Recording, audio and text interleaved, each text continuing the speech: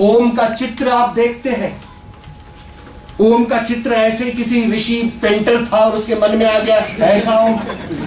बीच में 2004 में एक रिसर्च हुआ फ्रीक्वेंसी के ऊपर, वो रिसर्च कर रहे थे साउंड के ऊपर, और वो फ्रीक्वेंसी के ऊपर जब रिसर्च कर रहे थे तो एक फ्रीक्वेंसी उन्हें मिली जो हमेशा उनको बीच में आती थी।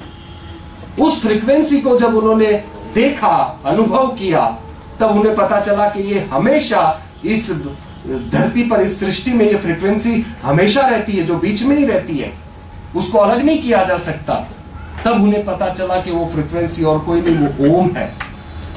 अब ये ओम हमारे ऋषि मुनियों ने युगों पहले खोज निकाला। ब्रह्मांड का नाद है ये ओम, 3 अक्षर जो अ उ म।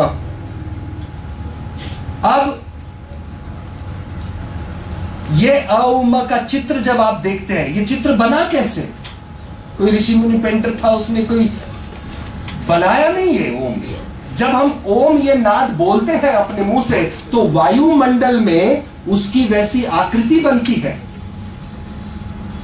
उन कंपनों से, उस ध्वनि से वैसी आकृति बनती है, उससे वो ओम का चित्र